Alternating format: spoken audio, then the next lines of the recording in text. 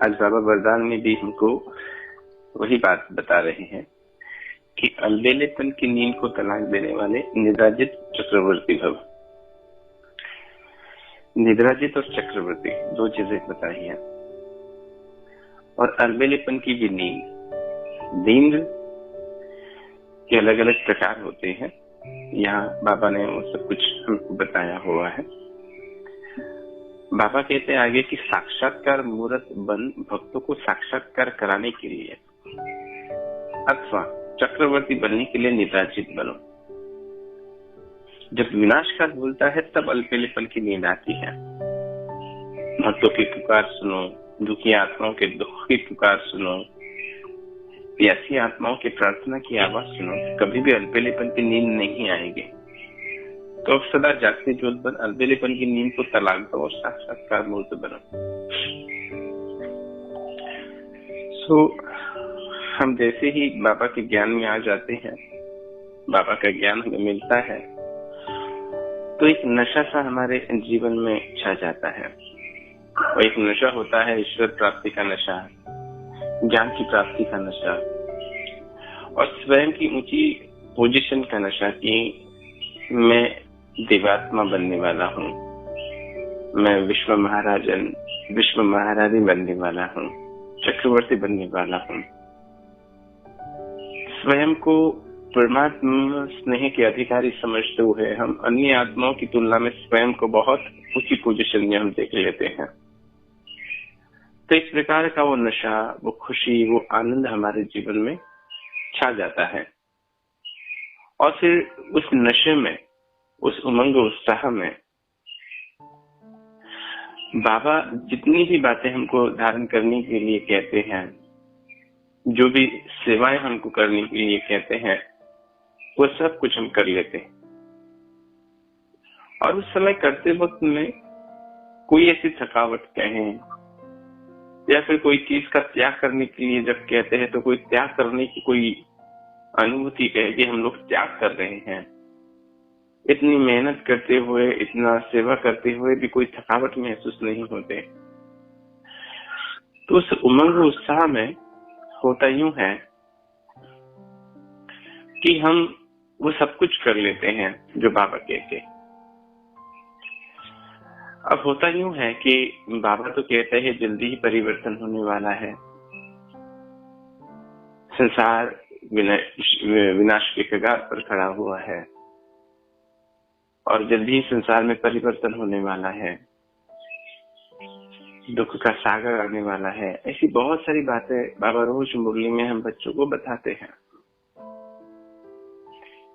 अब बाबा जिस लेवल पर बैठकर हमको सुना रहा है वो 5000 साल के चक्र को देखकर सुनाते हैं। 5000 साल के चक्र के हिसाब से ये 100 वर्ष बहुत छोटा कालावधि है, बहुत छोटा समय है। तो बाबा बेहद की दृष्टि से हमको समझाते हैं, समय की गति को देखते हुए हमको तैयार कर लेते हैं, क्योंकि ये 100 वर्ष कैसे निकल जाएंगे ये बाबा को पता है कि बहुत ही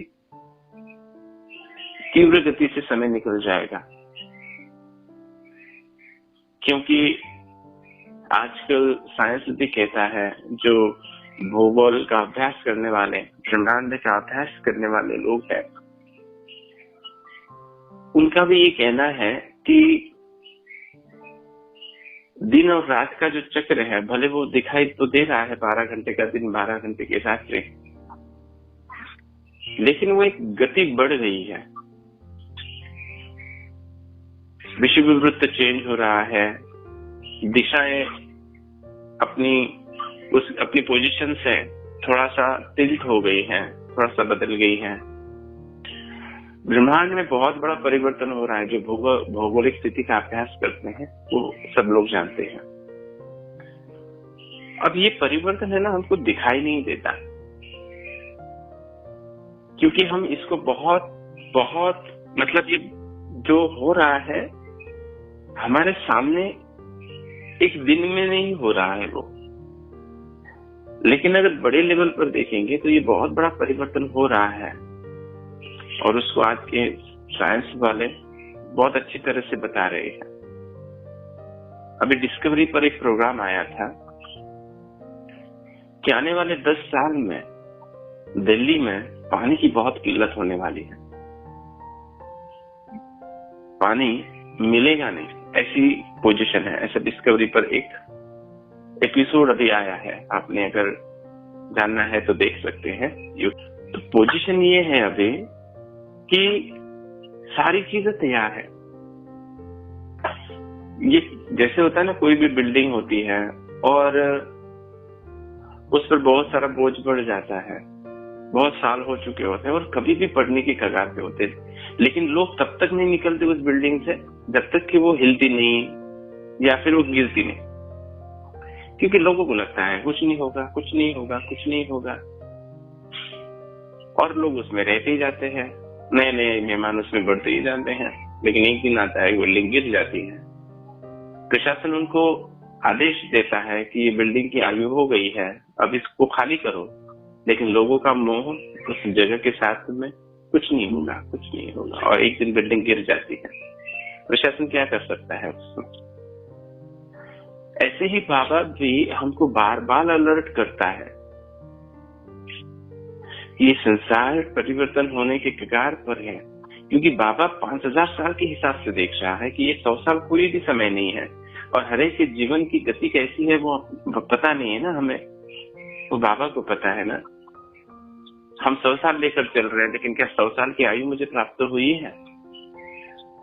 बीच में ही कहीं जाना पड़ सकता है किसी को भी। तो उस हिसाब से देखा जाए तो बहुत तीव्र गति का पुरुषार्थ हमको करना होता है, और हमको समय को नहीं देखना है। अब एक तरफ हो यूं रहा है कि हम ज्ञान में आने के बाद में बहुत तीव्र गति से आगे बढ़ते हैं, लेकिन धीरे धीरे धीरे धीरे धीरे धीरे जैसे जैसे आगे बढ़ते जाते हैं, संसार की आत्माओं को वही सुख सुविधाओं के साधनों में डूबे हुए देखते हैं। हमारे साथ के जो लोग 10 साल में बहुत आगे चले गए, मतलब मैं जब ज्ञान में आया था 1999 में, तो उस समय, अब मैं कल जैसे कंपैरिजन कर रहा था कि उस समय अक्षय कुमार भी फिल्म इंडस्ट्री में नए थे 20 साल पहले, 21 साल पहले, और आज अक्षय कुमार एक बहुत बड़े स्टार है, और मैं प्रमोद भाई एक अमरावती में समझे ब्रह्मा कुमार हूँ, कंपैरिजन के लिए। तो संसार के हिसाब से देखिए तो 20 साल में लोग कहां से कहां पहुंच गए, और हम विनाश को पकड़ के बैठे हैं कि कुछ मतलब संसार में परिवर्तन होगा, विनाश होगा, और हम अपने जीवन में उन बातों को नहीं कर रहे हैं जो संसार के लोग कर रहे हैं, और हम बैठे हैं लेकर बाबा को, विनाश को, या फिर क्या कहते हैं उसको, ज्ञान को। तो फिर होता यूं है कि जब ये सब कुछ देखते हैं, अपने ही साथियों को, अपने ही लोगों को बहुत संसार में आगे ऊंची पोजीशन पर जाते हुए देखते हैं, और अपने आप को देखते हैं कि हम तो वही हैं, क्योंकि हमने तो बाबा की बात को ध्यान में रखते हुए जीवन की वो विस्तार में गए नहीं। तो एक अलबेलापन आ जाता है, फिर एक ऐसी निद्रा आ जाती है मन के अंदर, अलबेलेपन की नींद आ जाती है। और फिर जो भी बातें बाबा ने हमको समझाई है, जो भी बताई है, जो भी पुरुषार्थ की गति हमको समझाई है, उसमें फिर थोड़ा थोड़ा आत्माएं ढीला हो जाती है। कभी अमृत वेला किया, कभी नहीं किया, कभी मुरली किए, कभी नहीं की, कभी शाम का योग किया, कभी नहीं किया, भगवान का अभ्यास किया, कभी नहीं किया, और ऐसी ही अलबेलेपन की नींद बढ़ते जाती है, और आत्मा एक प्रकार की फिर से निद्रा में चली जाती है। और ये निद्रा कब लग जाती है पता भी नहीं चलता, लगता है हम ज्ञान में हैं, लगता है हम बाबा के ज्ञान में चल रहे हैं, लेकिन निद्रा में है। कोई खुशी नहीं, कोई आनंद नहीं, कोई शक्ति का महसूसता नहीं है, कोई नयापन महसूस नहीं हो रहा। तो जैसे नींद में चल रहे हैं, एक प्रकार की नींद आत्माओं को आ गई है। तो उसका कारण ये है, बाबा कहते हैं यहाँ पर कि विनाश काल भूल जाता है आत्माओं। इस विनाश काल को कभी भूलना ही नहीं है। इसलिए हमारी दादियां, हमारी मम्मा हमेशा कहती थी, हर घड़ी को अंतिम घड़ी समझो। हर घड़ी अगली घड़ी, मैं आज रात को सोया, सुबह उठना है कि नहीं पता है, पता थोड़ी ना है, उठूंगा तब देखूंगा ना। कोई तो आज रात को नींद में ही चले गए होंगे परम धाम में, है ना। संसार में देखो कितने लोग नींद में ही शरीर को छोड़ दिए होंगे, वही पता भी नहीं पड़ता है। हमें पता भी नहीं है। कितने हर पल आज अगर देखा जाए तो कम से कम 20 या 25 लाख लोग हर साल एक्सीडेंट में शरीर छोड़ते हैं। दारू पीकर, बीमारियों में, अलग अलग प्रकार की बातों से वो शरीर छोड़ने वाले अलग ही लोग हैं। वो तो कितनी संख्या है उसकी। तो बात ये है कि कभी भी किसी को जाना हो सकता है, लेकिन हम एक मतलब सबसे कहते हैं कि युधिष्ठिर को यक्ष ने प्रश्न पूछा था कि सबसे विचित्र बात क्या है संसार की, मनुष्य आत्मा के जीवन में सबसे विचित्र बात क्या है?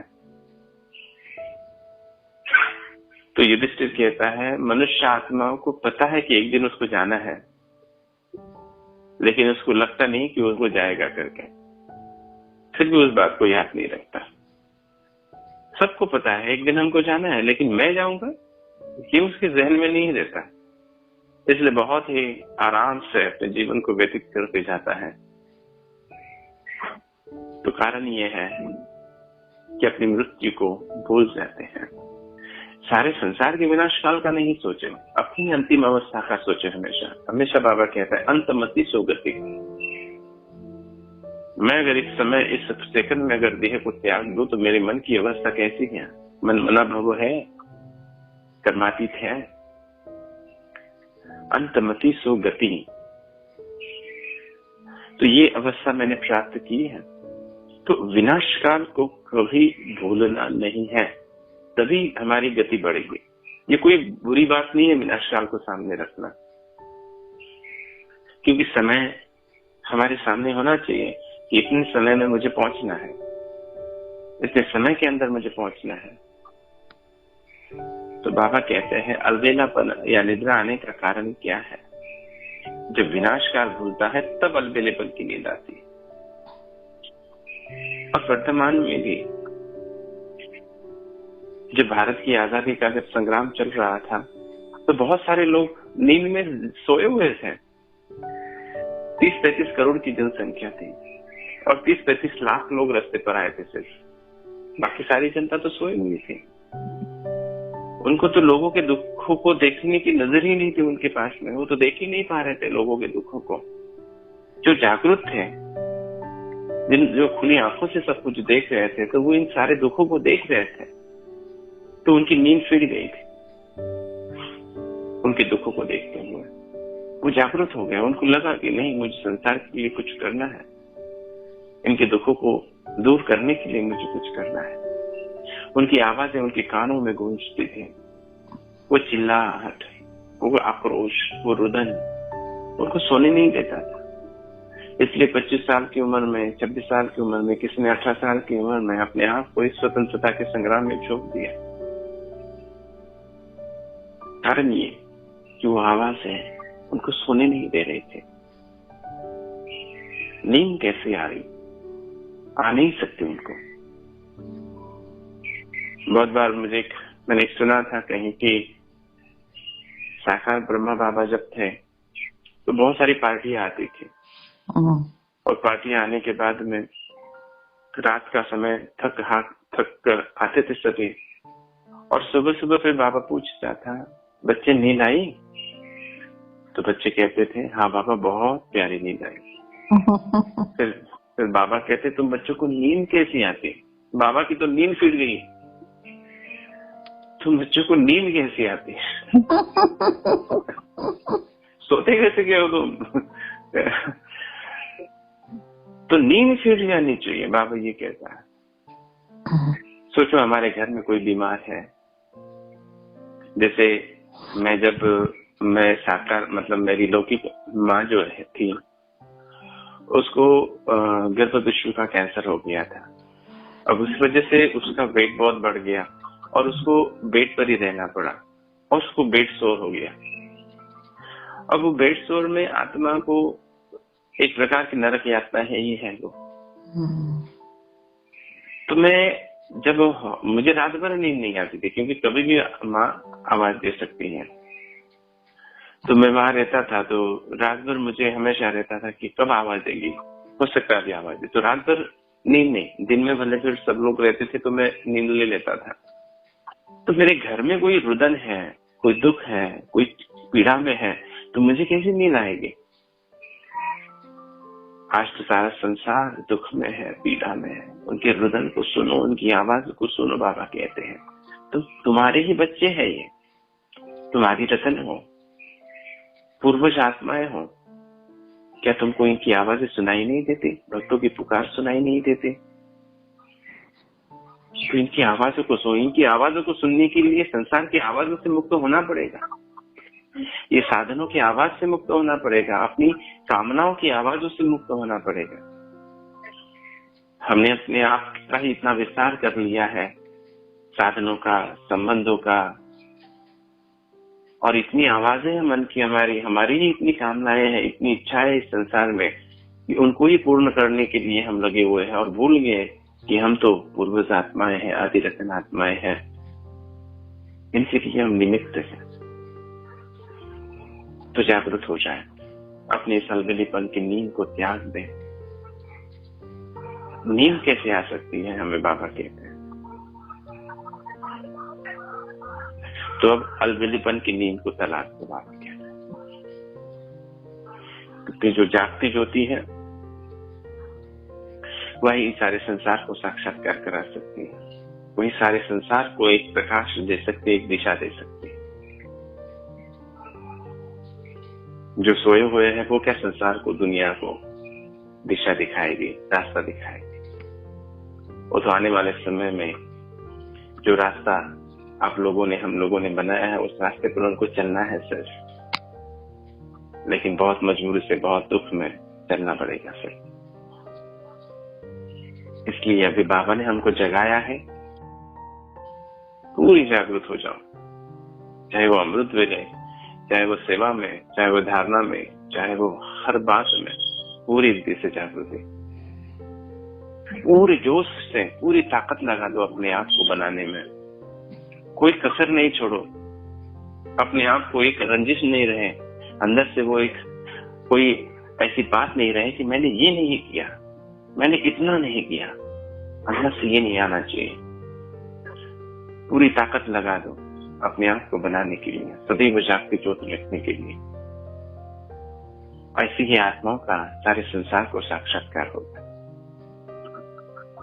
क्योंकि जो सारे संसार के लिए सोचता है, सारा संसार उसके लिए सोचता है।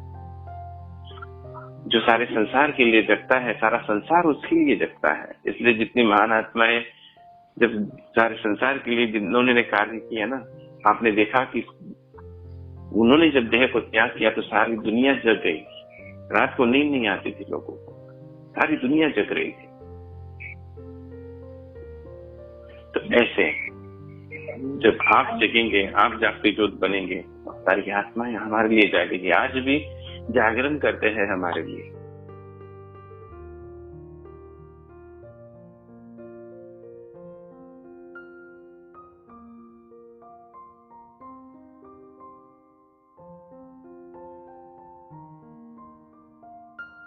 तो ये जो भक्ति मार्ग में जो जागरण आता है वो किसके लिए है?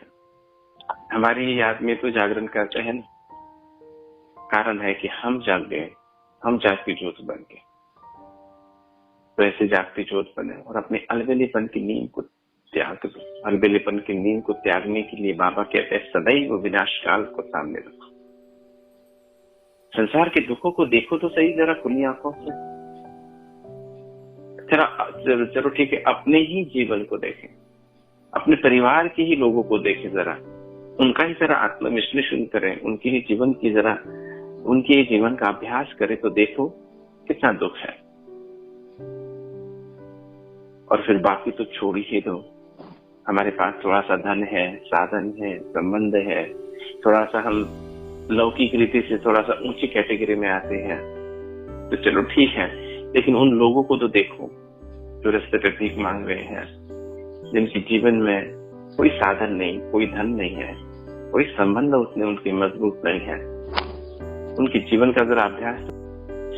बात वो है कि हम एक प्रकार से हमारे पुण्य कर्मों की वजह से जी हमें सारी चीजें प्राप्त हुई है। हाँ जी। क्योंकि हमारे ही श्रेष्ठ कर्म से हमको धन साधन संपत्ति संबंध इतने अच्छे मिले, इतना अच्छा स्थान मिला, इतनी अच्छी जगह मिली, घर मिला, क्योंकि पुण्य कर्म उतने किए हुए आत्मा ने पूर्व जन्मों में, या इस जन्म का उतना पुरुषार्थ होगा। तो ये हमारे पुण्य कर्म का फल है। ठीक है, अब होता यूं है कि ये तो मिल गया मुझे, लेकिन मुझे इसमें खुश नहीं रहना। ऐसे तो फिर संसार में अन्य बहुत सारे लोगों को मिला हुआ था। महात्मा गौतम बुद्ध को तो बचपन से ही सारा राज्य भाग्य मिला हुआ था। उन्होंने लोगों के दुख को देखा, नींद फिट गई, त्याग दिया। महावीर जितने भी जैन मुनि होकर गए, 24 तीर्थंकर होकर गए, सारे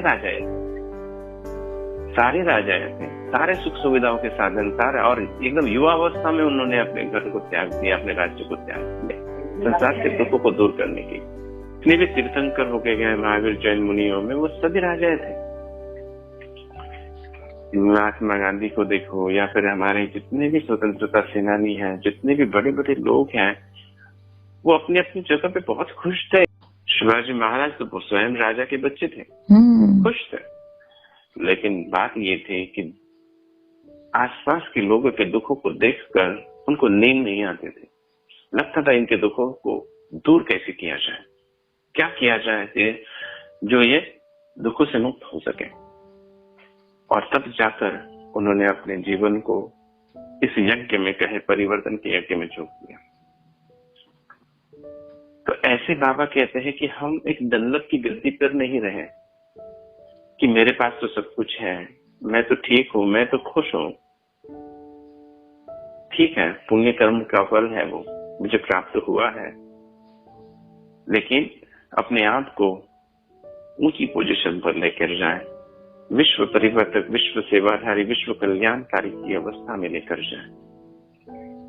मैं बाप समान आत्मा हूं, मेरे बाबा का जो कर्तव्य है वो मेरा कर्तव्य है। जिससे शिव बाबा पूरे 100 साल कभी सोता नहीं है। बाबा को तो देह है ही नहीं, तो सोने की तो जरूरत ही नहीं है, सदैव जागती ज्योति है हमारे शिव बाबा। ऐसे ही जब तक इस देह में रहेंगे, अर्थात इस देह के कॉन्शियस में रहेंगे, तो फिर ये अलबेलेपन की नींद आ सकती है, लेकिन सदैव जागती ज्योति बनेंगे, आत्मिक स्वरूप में रहेंगे और संसार को अपनी खुली आंखों से देखेंगे, दिव्य दृष्टि से देखेंगे। तो फिर आत्मा रात को भले शरीर आराम करेगा, लेकिन आत्मा सेवाओं में व्यस्त रहेगी, विश्व का कल्याण करने में व्यस्त रहेगी, विश्व सेवा में व्यस्त रहेगी। इसलिए हमारे आदि रत्न, हमारी जो भी दादियां कहें, जो भी वरिष्ठ भाई हैं, आप उनको देखें, उनके जीवन को देखें, उन्होंने का त्याग देखें। इसीलिए था कि जल्दी से जल्दी संसार को परिवर्तन करें, क्योंकि संसार में दुख बहुत है। तो वो रहम का भाव, वो दया का भाव, वो करुणा का भाव उनके जहन में था। तो ऐसे बाबा कहते हैं, आप बच्चे भक्तों की पुकार सुनो, दुखी आत्माओं के दुखों की पुकार सुनो, प्यासी आत्माओं की प्रार्थना की आवाज सुनो। उसके लिए अपने मन की सारी आवाजों को शांत कर दो, अपनी कामनाओं की आवाजों को, अपने साधनों की आवाजों को, अपने मन में जो भी छोटी मोटी आवाजें हैं, भूतकाल के कर्मों की जो भी आवाजें हैं, उनको अभी छोड़ दो, उनका त्याग कर दो और संसार के रुदन को सुने, संसार की आवाज को सुने, आत्माओं की आवाज को सुने। ये तभी आएगी आवाजें जब इन आवाजों से हम मुक्त हो जाएंगे और उसको सुनने की कोशिश करेंगे। और जब ये रुदन हमारे कानों पर पड़ेगा ना, नींद फिर जाएगी। ब्रह्मा बाबा की नींद फिर गई थी। पहले बाबा का शरीर सोता था, आराम कर रहा होगा, लेकिन आत्मा पूरे पुरुषार्थ जीवन में पूरी सदैव जागती ज्योति थी। तो ऐसे हमको बाप समान बन, जागती ज्योति बन, अलबेलेपन की नींद को तलाक देना है और साक्षात्कार मूर्त बनकर सारे संसार को, सारे भक्तों को साक्षात्कार कराना है।